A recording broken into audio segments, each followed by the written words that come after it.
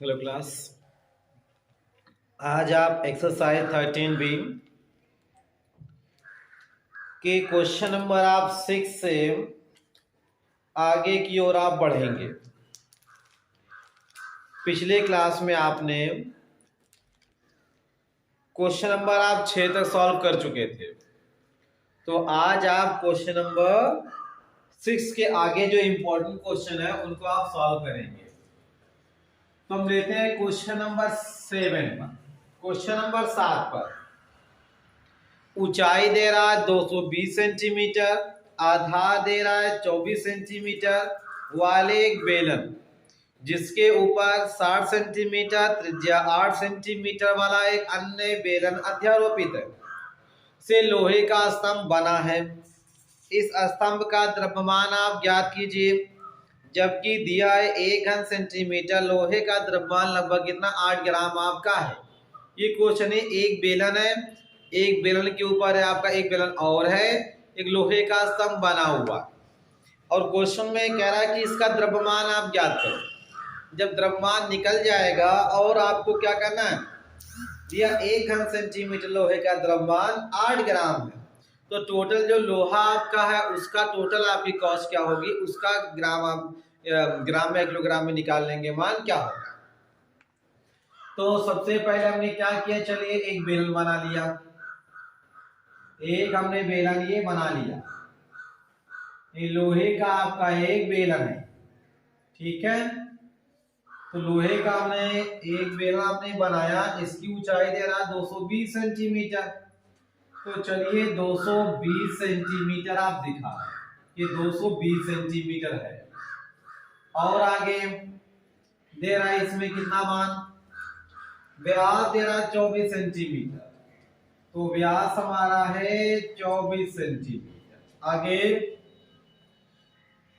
वाले एक बेलन जिस पर 60 सेंटीमीटर और 8 सेंटीमीटर, इसके ऊपर एक बेलन आपका और है। तो चलिए आपने एक बेलन और बना लिया, और इसकी ऊंचाई दे रही है 60 सेंटीमीटर। जो ये दूसरा बेलन है इसकी ऊंचाई है 60 सेंटीमीटर और त्रिज्या है 8 सेंटीमीटर, और जो त्रिज्या इनकी दी गई है वो दी गई है 8 सेंटीमीटर। अब कह रहा है कि लोहे का स्तंभ बना है, इस स्तंभ का द्रव्यमान ज्ञात करो। क्या कर निकालना आपको, द्रव्यमान। द्रव्यमान मतलब आयतन आपको ज्ञात करना, यानी इस बेलन का हम आयतन निकाल लें, और ये इसके ऊपर जो बेलन का इसका आयतन निकाल लें। तो बेलन के आयतन का फार्मूला आप जानते हो क्या होता है, पाई आर स्क्वायर एच होता है। इसका निकाल लो, इसका निकालो, निकाल के दोनों जोड़ देंगे, वही इसका आयतन हो जाएगा। तो आइए पहले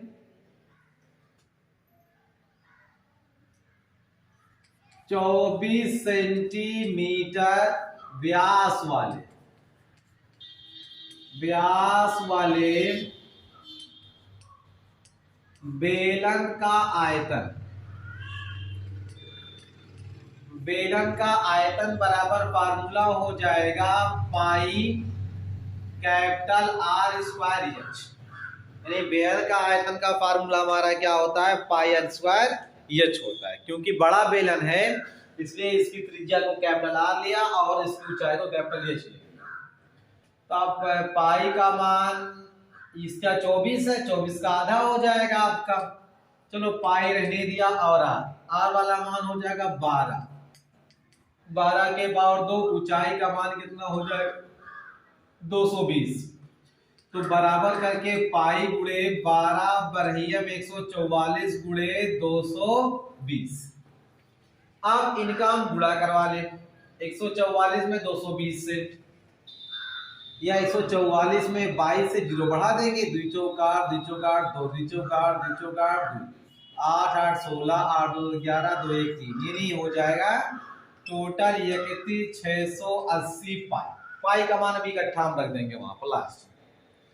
फिर क्या करेंगे आप, इसके बाद हम निकालेंगे 8 सेंटीमीटर व्यास वाले, लिख देंगे 8 सेंटीमीटर व्यास वाले हो जाएगा बेलन का आयतन। तो बेलन का आयतन का जो फार्मूला हमारा है वो लिखिए आप, pi small r square h कर लीजिए। उसका व्यास दिया गया है कितना, इसका व्यास दिया गया नहीं सॉरी, इसकी त्रिज्या दी गई है आपकी, त्रिज्या 8 सेंटीमीटर। तो त्रिज्या 8 है तो 8 आप डायरेक्टली यहाँ पे रख लीजिए। तो पाई गुणे हो जाएगा 8 के पावर 2, ऊंचाई का मान हो जाएगा 60, तो पाई गुणे 8 बटे हो जाएगा आपका 64 गुणे हो जाएगा 60। गुणा करवा लीजिए। जब गुणा करवा लेंगे आप तो ये 6 चौक 24 के 4 हासिल आए 2, 36 36 2 38, पीछे 0 लगाइएगा और आपका हो जाएगा पाई।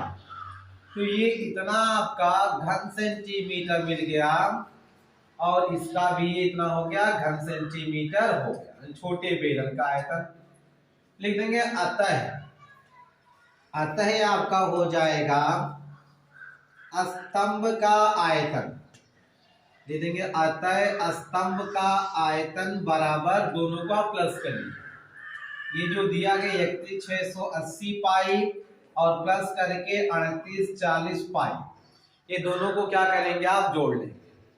तो जोड़िए, पाई रहने देंगे 0 0 0, 4 8 12 के 2 हासिल आए 1, 8 6 14, 1 15 के 5 हासिल आए 3, 1 4 1 5, और हम क्या करेंगे 3 जोड़ लेंगे, 35,520 हो जाएगा पाई घन सेंटीमीटर। सेंटीमीटर में दिया गया, आप सेंटीमीटर में निकाल लेंगे।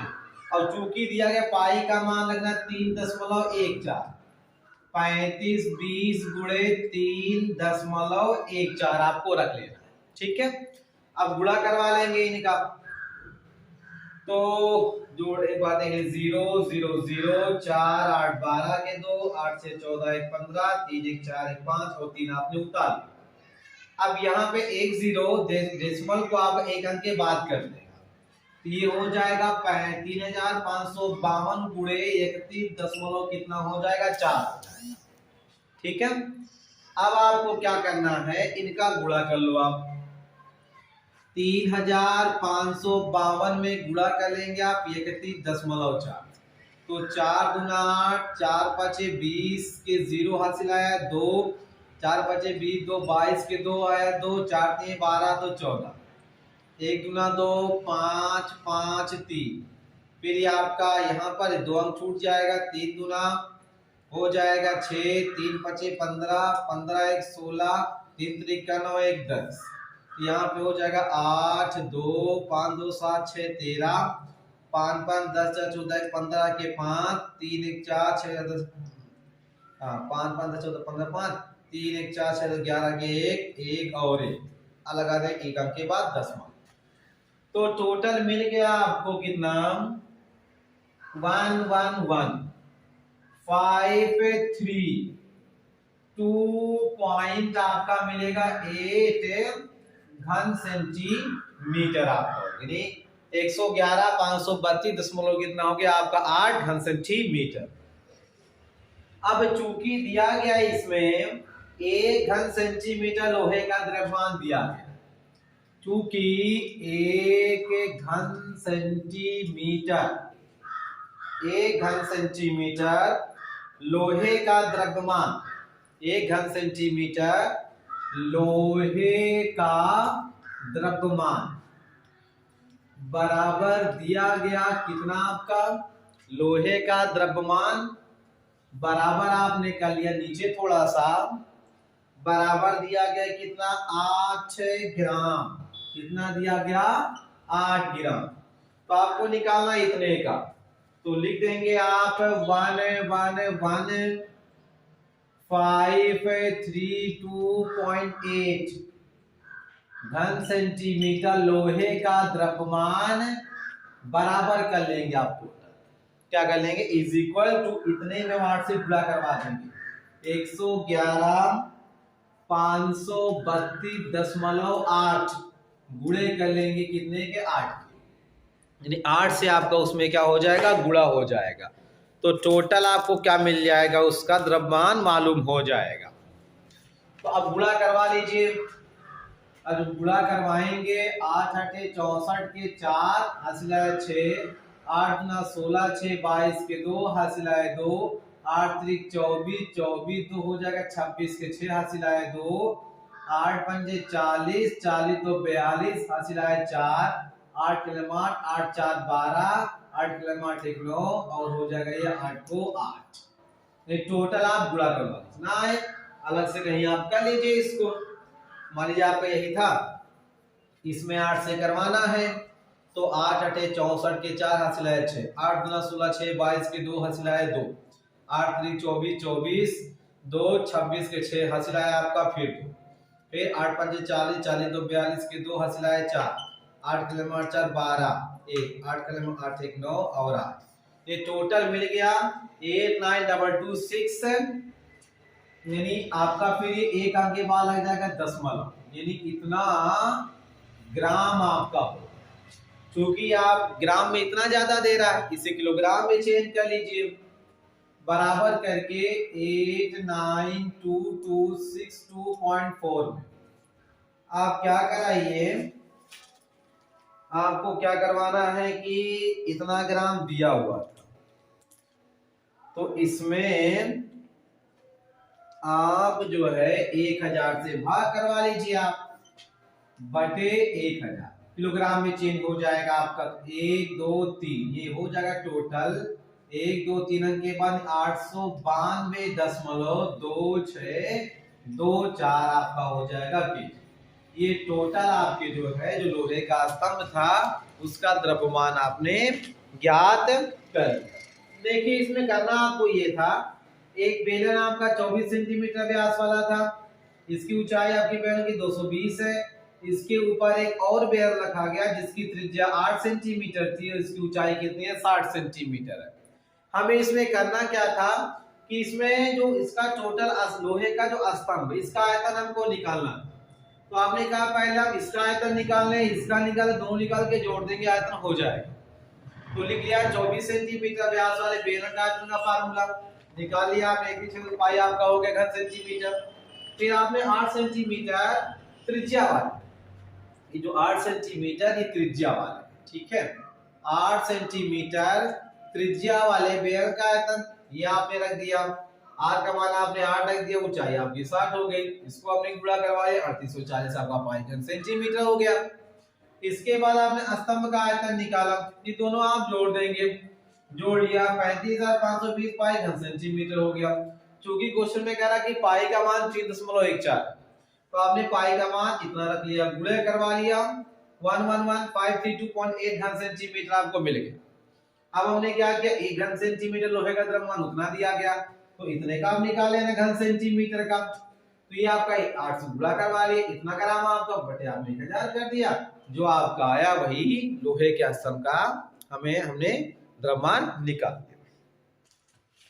अब आइए नेक्स्ट क्वेश्चन पर, क्वेश्चन नंबर आपका 8 दिया गया आपका एक ठोस में ऊंचाई 120 सेंटीमीटर त्रिज्या 7 सेंटीमीटर वाला एक शंकु सम्मिलित है, जो 60 सेंटीमीटर त्रिज्या वाले एक अर्धगोले पर अध्यारोपित है।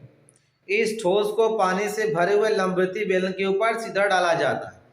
ये बेलन की तली को स्पर्श करे, बेलन की त्रिज्या 60 सेंटीमीटर हो और ऊंचाई 180 सेंटीमीटर हो तो शेष बचे पानी का आयतन आपको निकालना। तो देखिए पहले एक शंकु है और शंकु का निचला हिस्सा कैसा अर्धगोलाकार है, उनको ज्वाइंट करके क्या कर रहा है, एक बेलन में डाल रहा है, इस बेलन में डाल रहा, उस बेलन में पानी है, तो क्या होगा जब आप डालोगे ना शंकु और अर्धगोले को उसमें, तो वो अपने भार के बराबर क्या करेगा, निकाल लेगा, पानी का बाहर निकल जाएगा। तो पानी कितना बच रहा है वो निकालना, पहले क्या करिएगा, बेलन का आयतन निकाल लीजिएगा, क्योंकि बेलन ही में पानी है, उसी में आप डाल लो शंकु को। उसके बाद क्या करेंगे आप कि अर्धगोला और साथ साथ शंकु है, उन दोनों का आयतन निकाल के बेलन के आयतन में से दोनों को जोड़ घटा लेना, शेष बचे पानी का आयतन आपको मालूम हो जाएगा। चलिए इसको भी सॉल्व कर लेते हैं हम क्वेश्चन नंबर 8 को।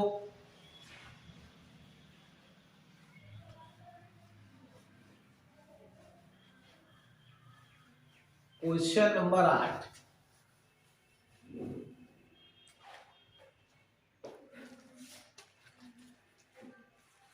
क्वेश्चन नंबर 8 दिया गया है।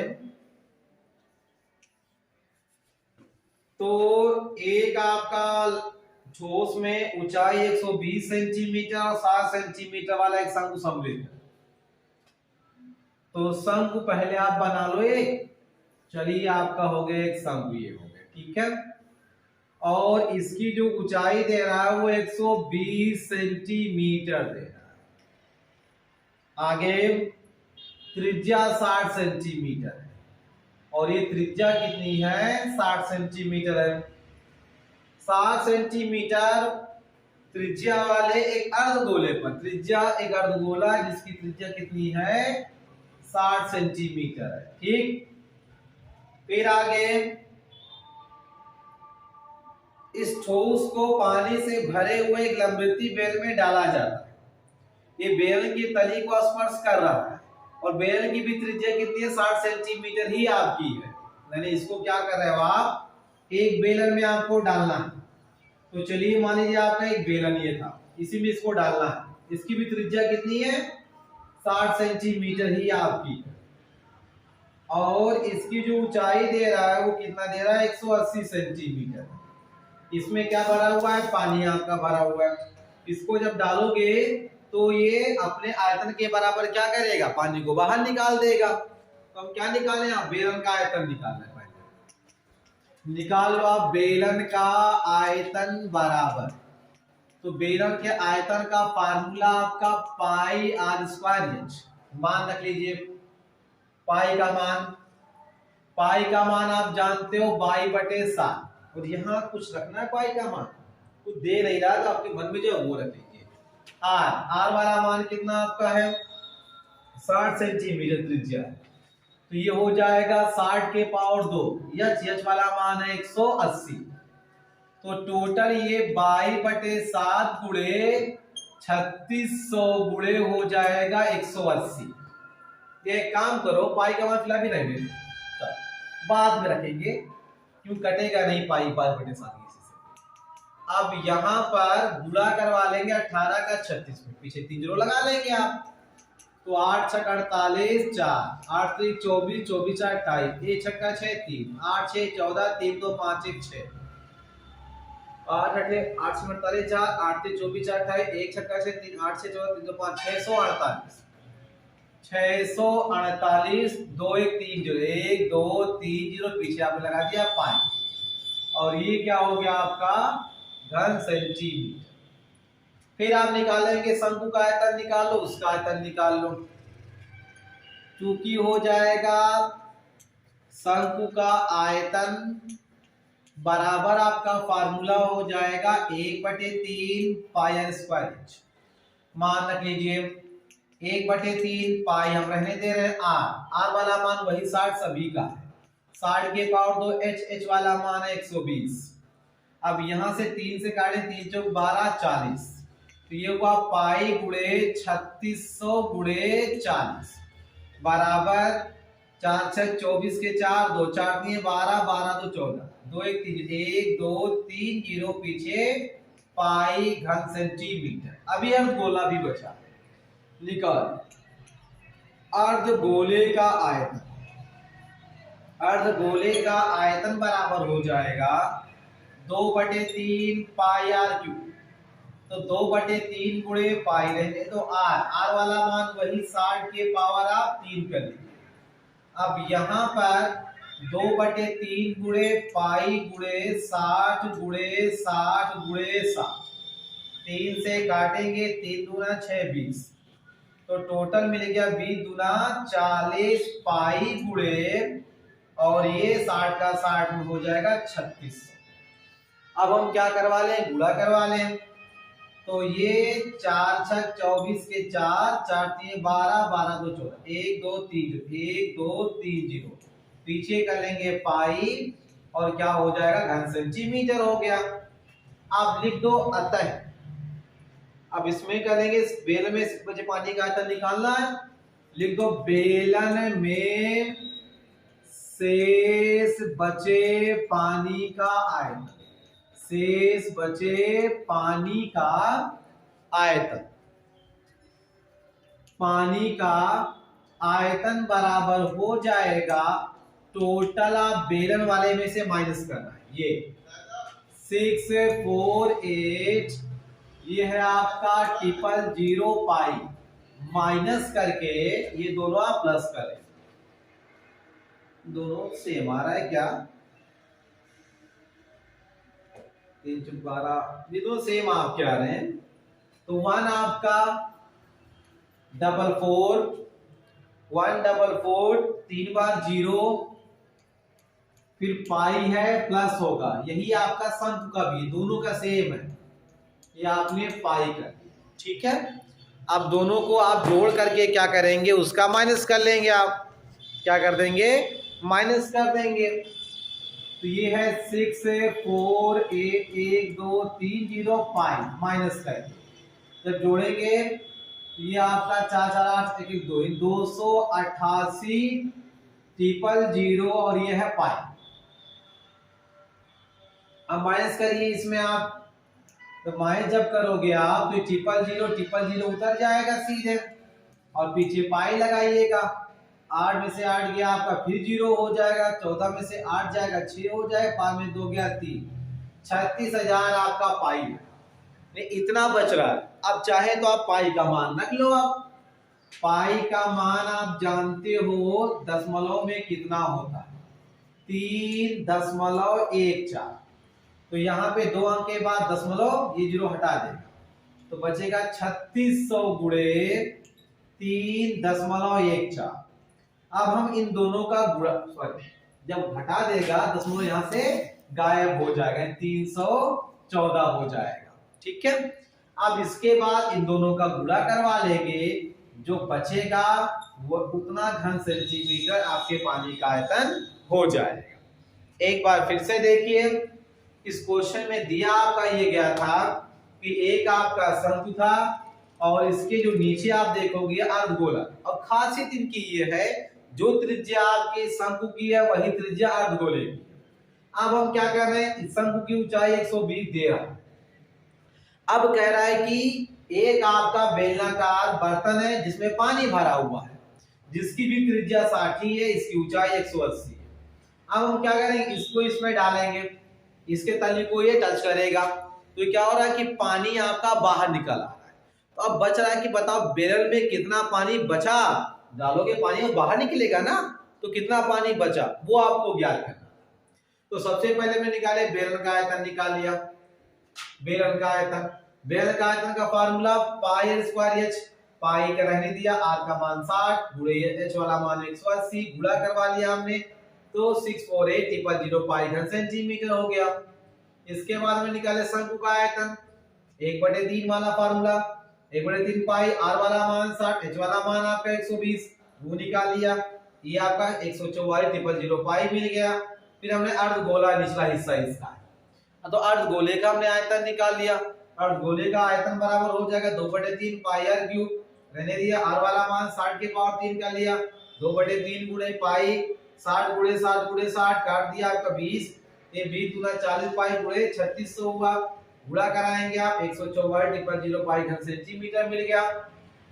आप लिखेंगे बेलन में शेष बचे पानी का जो आयतन होगा, टोटल आप बेलन वाला जो है उसमें से माइनस कर देंगे इन दोनों का योग, उन दोनों का योग हमने किसमें कर दिया, आपने क्वेश्चन में कर दिया। अब ये इतना माइनस, ये 288 पाई आपका माइनस कर लेंगे, 336 आपका पाई का मान होता है 3.14, इसका मान आपने रख लिया।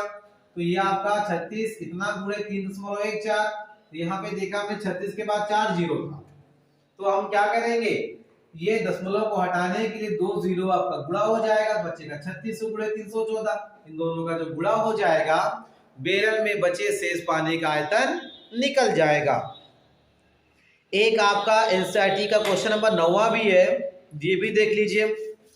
कहा कि एक गोलाकार कांच के बर्तन की एक बेलन के आकार की गर्दन, कोई गोलाकार आपका कांच का बर्तन था, उसकी गर्दन कैसी है, बेलनाकार है। अब कह रहा है कि जिसकी लंबाई 8 सेंटीमीटर, व्यास इतना है, गोलाकार भाग का व्यास 8.5 सेंटीमीटर है, इसमें भरे जा सकने वाली पानी की मात्रा माप कर। एक बच्चे ने ज्ञात किया बर्तन का आयतन 345 घन सेंटीमीटर है। जांच कीजिए कि बच्चे का उत्तर सही या नहीं, ये मानते हुए उपरोक्त आपका आंतरिक मापन है। तो क्या करिएगा, जो आपका एक गोलाकार है, ऊपर गर्दन बेलनाकार है, दोनों का आयतन निकाल लेना, गोले का आयतन निकाल लेना, बेलन का आयतन निकाल लेना, लिखना कुल आयतन बराबर इतना। जब इतना निकल जाए तो अगर बच्चे ने जो निकाला 345, अगर 345 आया तब तो सही है, अगर सही नहीं आया तो क्या हो जाएगा, वो आंसर बच्चे का गलत हो जाएगा। तो आज क्लास में 13B के में इतना ही।